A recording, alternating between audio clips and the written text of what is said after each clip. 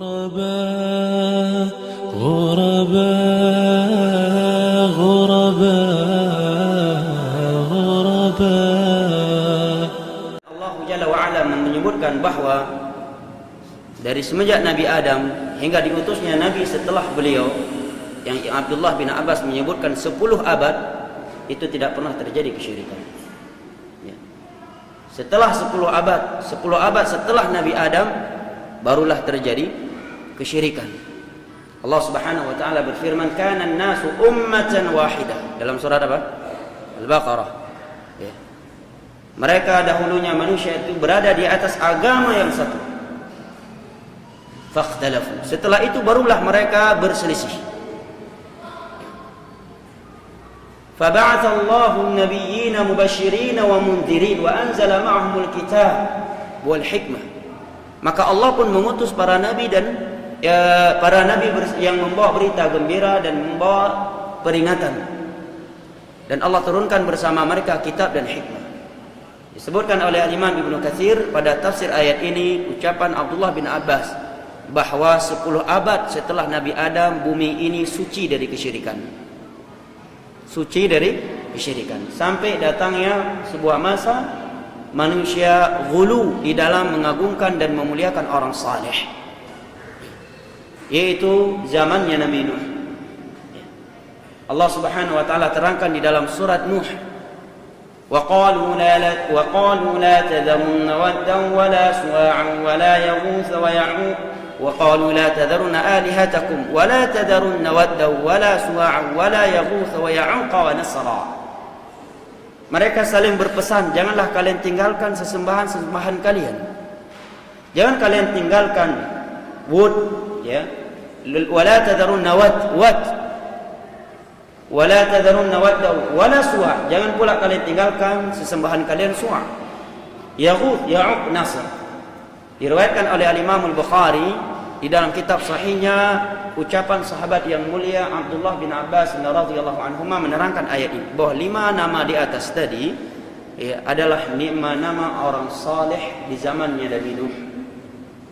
Mereka ulama, mereka tokoh dan orang-orang saleh yang dimuliakan. Kemudian mereka meninggal di 1 tahun yang sama.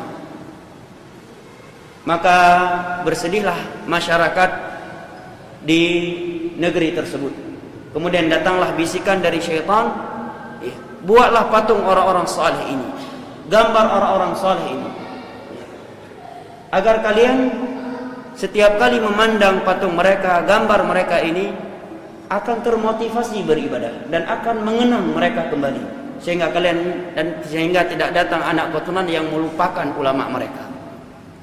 Kemudian letakkan di tempat-tempat yang biasanya dahulu mereka duduk di situ.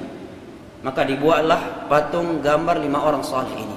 Belum disembah sekian lama, berapa lamanya tidak disebutkan. Yang jelas kata Abdullah bin Abbas, faqala alaihimul amad wa nusiyal ilmu fa'ubidat bijahl. Generasi demi generasi silih berganti, itu belum disembah.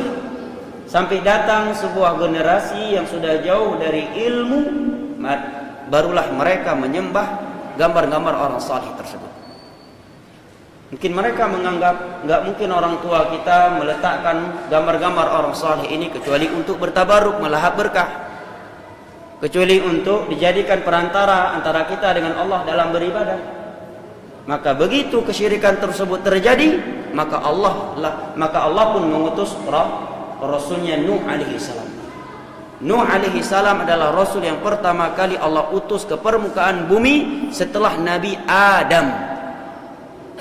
Yang menyebutkan bahwa Idris sebelum Nuh, kata para ulama, kata Syekh Utsaimin, dia telah mendustakan sekian ayat dalam Al-Quran dan telah mendustakan sekian hadis-hadis Nabi SAW yang menerangkan bahwa Nuh alaihi salam adalah Rasul yang pertama kali Allah utus ke permukaan bumi setelah Nabi Adam. Di antaranya firman Allah Jalla wa'ala di dalam surat An-Nisa, Inna awhayna ilaika kama awhayna ila Nuhi wan nabiyyina min ba'dih.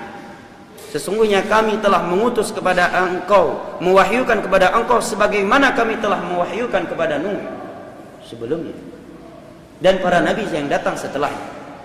Andai kata ada Rasul sebelum Nuh, setelah Nabi Adam, maka akan Allah sebutkan, kata para ulama.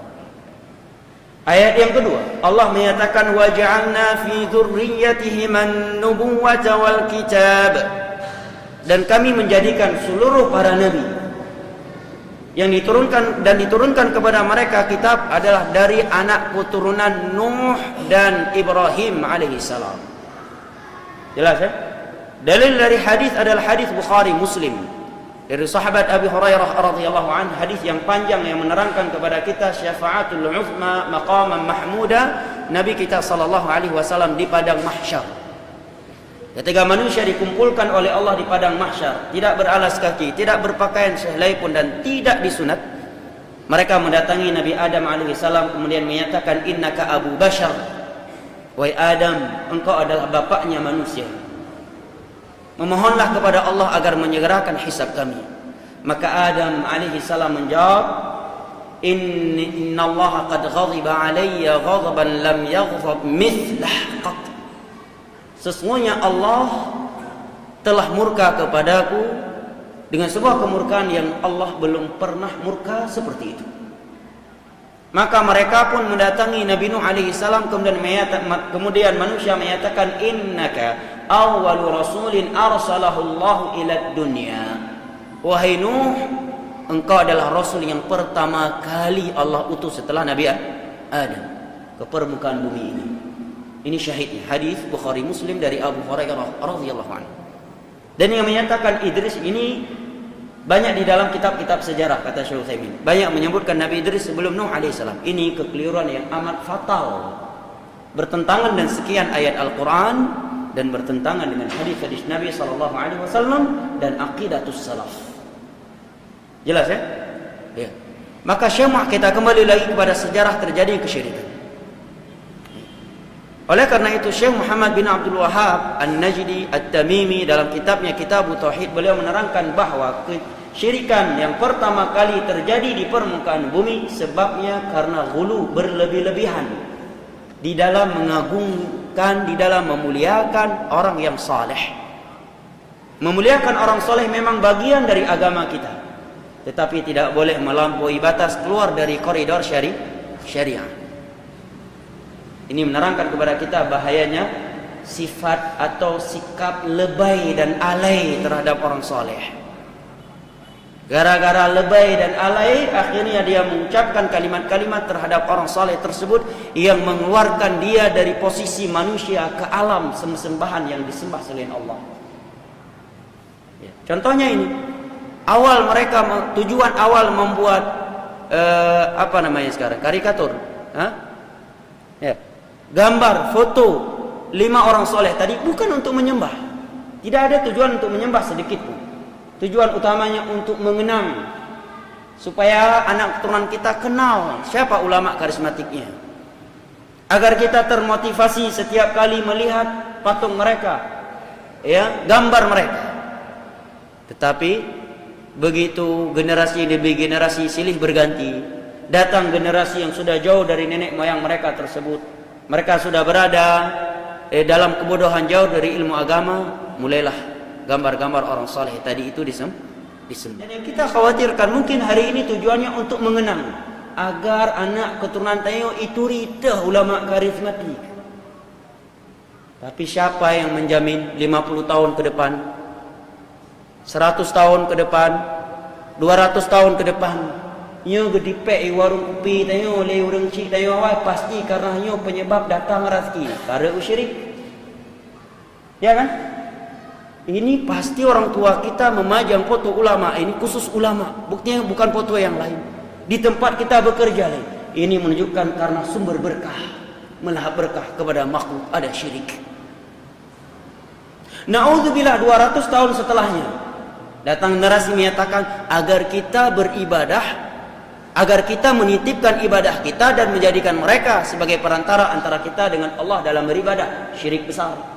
Syiriknya Abu Jahal, Abu Lahab, yang Allah sebutkan di ayat ketiga dari surat Az-Zumar. Ma na'buduhum illa liyuqarribuna ila Allahi zulfa wa ya'buduna min dunillahi ma la yadhurruhum wa ma la yanfa'uhum wa yaquluna haula'i syufa'auna 'inda Allah. Surat Yunus menerangkan kesyirikan Abu Jahal dan partainya di saat itu.